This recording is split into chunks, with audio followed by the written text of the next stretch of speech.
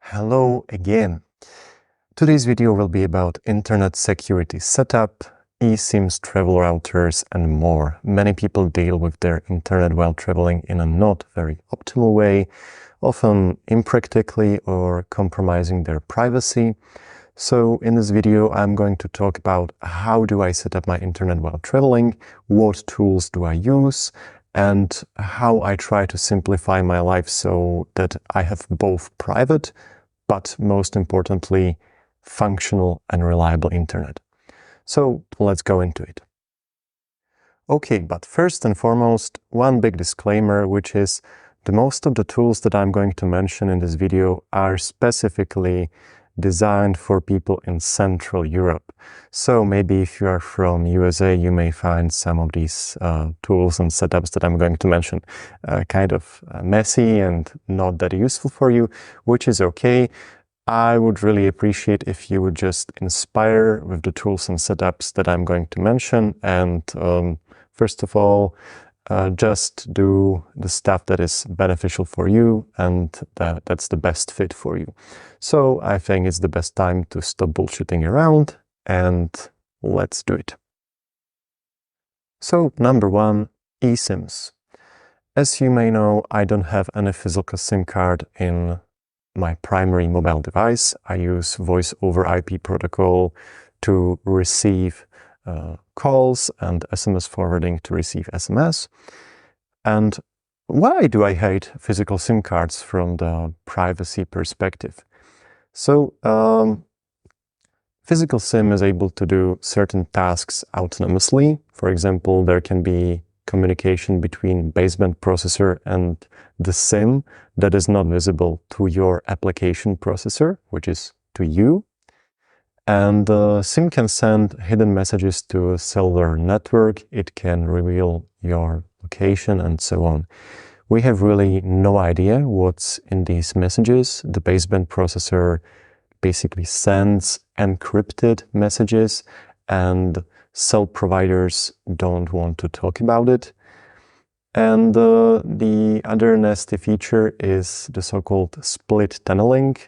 That means that some of our traffic can be leaked from our device directly to the internet instead of going through the encrypted tunnel of VPN. And all of that can be done thanks to our SIM in our mobile phone.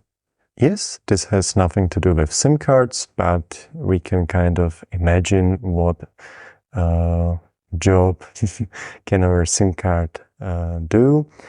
Well, MISC research team discovered in 2022 that there are a bunch of apps on iPhones that can bypass our VPN, which is really not good from the point of privacy. But what do I use instead of a physical SIM card if I want to access the internet from my mobile phone? I prefer eSIMs, and I prefer two eSIM providers, KeepGo and MobiMatter. Yes, they have different features. For example, KeepGo doesn't expire if you recharge it with the minimum cost of, I think, $3 per year. MobiMatter has even 365 days of use case, and I think also a much better price, but it expires. And MobiMatter supports Lightning, BTC, and Monero, which I consider much more anonymous than any crypto that KeepGo uses. Well, KeepGo primarily focuses on physical SIM cards and hotspots. I think it supports 100 plus countries. MobiMatter supports 200 plus countries. And yeah, those are my most favorite eSIM providers, but there are also others like Bitrefill, SilentLink, etc. But I personally don't use them, or I use them for other purposes. For example, you can recharge your SIM card anonymously with crypto via Bitrefill and so on. Number two is VPN. All of my internet traffic is basically routed through VPN, and it's not just because of a public Wi-Fi, which access through the VPN gives me more peaceful sleep than the access without VPN, but there are also some services that rely specifically on VPN to function in order for them to function, such as my VoIP client Zoiper. And what about VPN? What it does from the privacy perspective, and is it sufficient? Well, yes, but actually no. For example, when I'm using data through a SIM card, both IMEI and IMSI are unique identifiers that tie all my network activity, including internet activity, calls and messages, and associate them with me, with my identity. By comparison, public Wi-Fi networks often don't require an account linked to my identity in order to access the internet, but they track MAC addresses. But yeah, MAC addresses can be randomized, so I cannot be tracked through Wi-Fi connections. I think most of the modern devices have MAC address randomization enabled. Well, but there is also another, there are other flaws of that, which is IMSI and IMEI. We will go into that in more detail later, but also there are other stuff that compromise our privacy, such as DNS.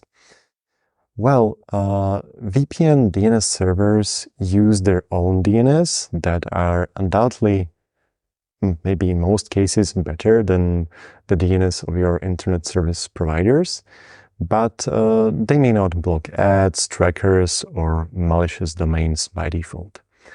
And that's the reason why we have there number 3, which is AdGuard Home.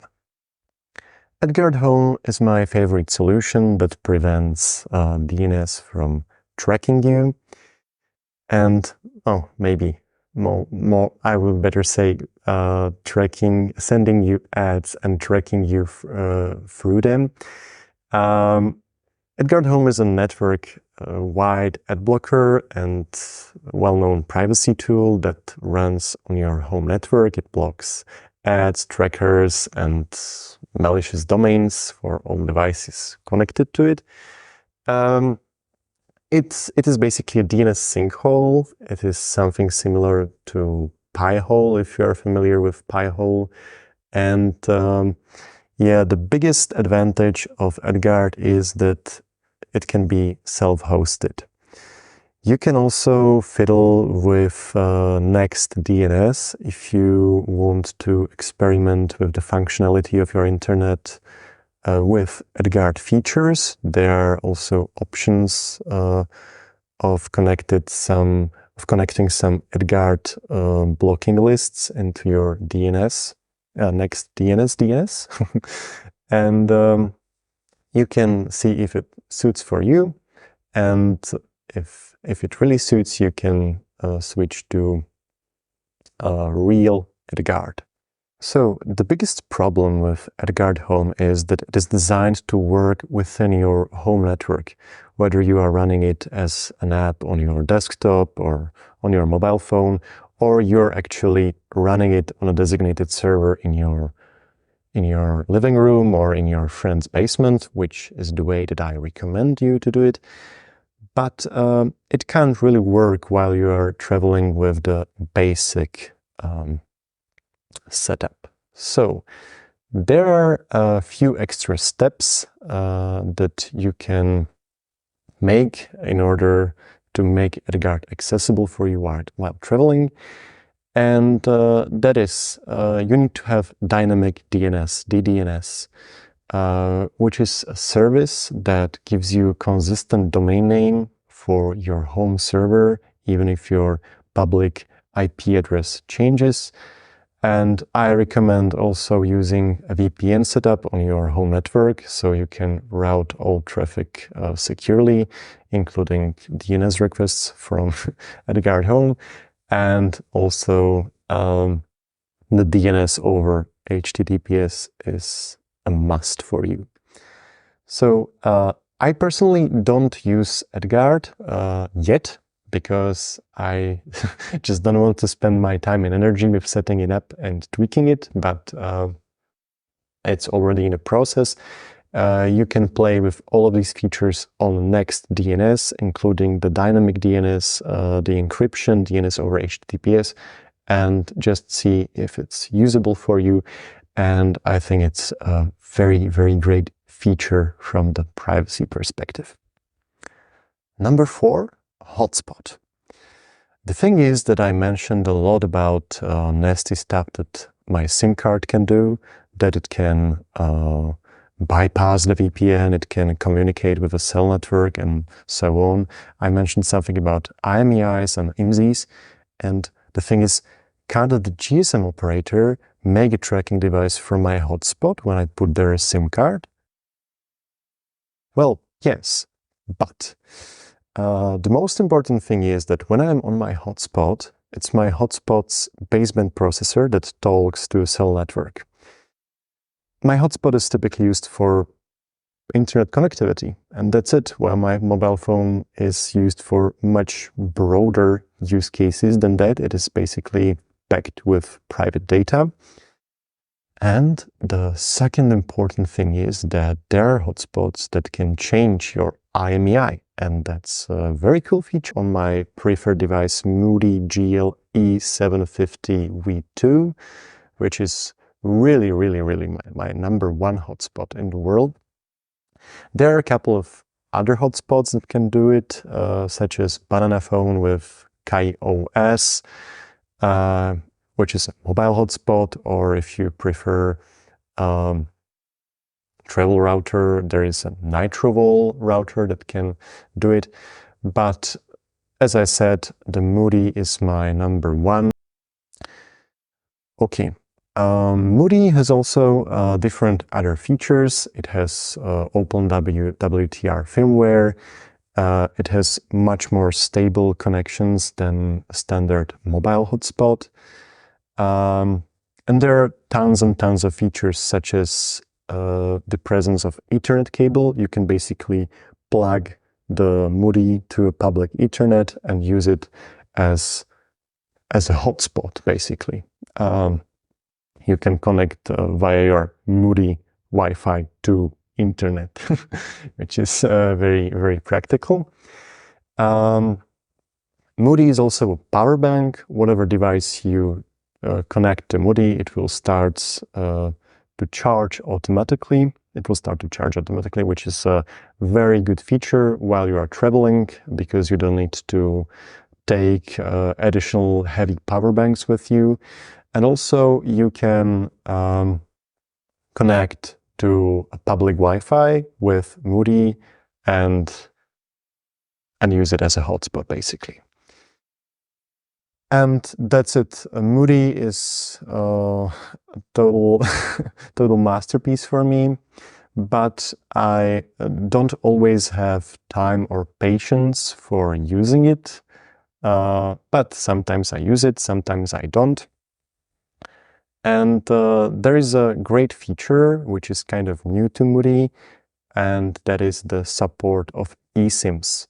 So that basically means that you don't have to physically fiddle with the SIM cards and play with that. That can be kind of pain in the ass, mostly when it's not working. You need to change a lot of settings in your admin panel, but never mind. When you use an eSIM, it's a very nice feature, and you can have very convenient hotspot anonymously, and you can change the IMEI of the device that is tied to an eSIM, which is a big plus for your internet privacy and security while you're traveling. And number 5, crappy phone and SIM cards. This is the crappy phone that I use. It is Alligator, which really comes in handy when I just want to receive SMS while I'm traveling. I'm not a big fan of taking additional devices with me, such as crappy phones and SIM cards, but when I do, I use this one. And when I really want to take additional SIM cards with me, which is not that often, I buy them in Czechia because Czechia supports anonymous purchase of SIM cards wherever you are. Slovakia doesn't. But there are two SIM cards that I usually take with me while I am traveling. This may be not a proper solution for you, but for me it often is. And what kind of SIM cards are these? Well, these are SIM cards tied to my Signal accounts. Signal is my main communication platform and my only social networking site. And I use two profiles, one for personal and family-like communication, and the other one for networking and attendance in groups, etc. And the fact is that I want to have my Signal accounts as anonymous as possible, so that's the reason why I purchased two anonymous SIM cards in Czechia and tied them with my Signal accounts. If you want to use a Signal account, you need to receive an SMS to a phone number that your Signal account is tied to. And I dealt, well, the thing is that you need to recharge these SIM cards. They need to, you need to keep them running if you want to use them, because if anything if anything happens, if you lose your device or if you need to change your device, you need to receive the SMS from Signal to the phone number that is linked to your account. So I take these two SIM cards in two small supplement packages, and on each of them is written that what Signal account it is tied to, and I also have the PIN codes of these SIM cards backed up in my password manager. And this may be not a proper solution for you. Maybe you prefer to have those SIM cards in your home, and whatever, whenever will happen, maybe a family member will take care of it. But yeah, maybe that will be the solution that I will choose later in the future. But that's it. This is what I have chosen. Well, I guess that's the end. I hope it wasn't too chaotic, and I hope I didn't go too far beyond the topic of internet, because this video was aimed to be as some kind of tutorial on internet privacy and security. And so that's it. Goodbye, have a nice day, have a nice life, whatever. And if you are interested in other topics, maybe you can look forward for some future videos, or you can check my older tutorial on how to change IMEI on Mudi. So thank you for listening, watching, whatever, and goodbye.